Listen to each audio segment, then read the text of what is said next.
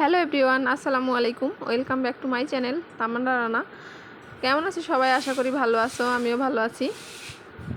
তো আজকে পোয়া মাছ রান্না করব। পোয়া মাছ কুটে ধুয়ে নিয়েছি।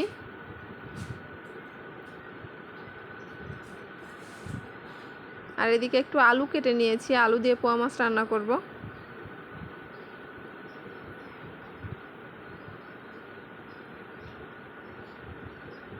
আরাফের বাবা শুয়ে আছে, আর আরাফ আমাদের যত ব্রাশ আছে সবগুলো নিয়ে খেলতেছিল।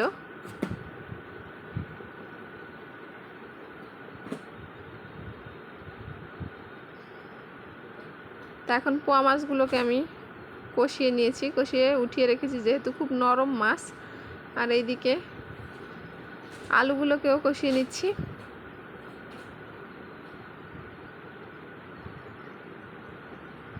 ধোয়ার জন্যে কিছুই দেখা যায় না, ধোয়ার জন্যে ভিডিও করতে খুবই সমস্যা হচ্ছে ইদানিং।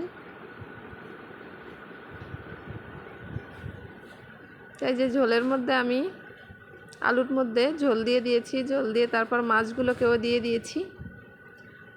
এখন ঝাঁকানাকা করে রান্নাটা শেষ করে ফেলবো। আর তোমরাও তাড়াতাড়ি পেজটাকে ফলো করে দিও আর একটা লাইক করে দিও। আর যারা ইউটিউব চ্যানেল থেকে দেখতেছো ভিডিওটা, তারা অবশ্যই একটা সাবস্ক্রাইব করে দিও আর ভিডিওটিকে বেশি বেশি করে শেয়ার করে দিও। তো এই যে রান্নার ফাইনাল লুক। কেমন হয়েছে রান্নাটা কমেন্ট করো। আর এদিকে আগের একটু করলা ভাজি করা ছিল, আর সাথে হচ্ছে পোয়া মাছ আলু দিয়ে রান্না করলাম, দেখতেই পেলে। তো এগুলোই দুপুরে খাবো আজকে। আর ফের বাবা হঠাৎ দেখি চিকেন নিয়ে এসেছে, পরে ভাবলাম একটু ফ্রাই করি। মশলা টশলা মাখিয়ে নিয়েছি, এখন ফ্রাই প্যানে তেল দিয়ে দিয়েছি। তো ভেজে নেব এখন।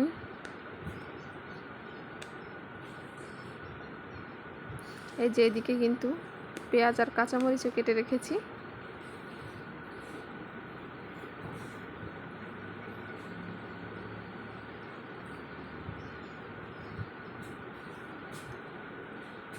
আসলে বাসায় চিকেন নিয়ে আসলে বেশিরভাগই আমরা এরকম পেঁয়াজ কাঁচামরিচ দিয়ে চিকেনটাকে এবং একটু টমেটো সস দিয়ে ফ্রাই করে বিকালে নাস্তায় খেয়ে নিই। তো এখন এক পিস করে চিকেনটাকে সুন্দর করে হালকাভাবে ভেজে নেব। এরপর আবার পেঁয়াজ কাঁচামরিচ এবং টমেটো সস দিয়ে আবারও ভেজে নেব।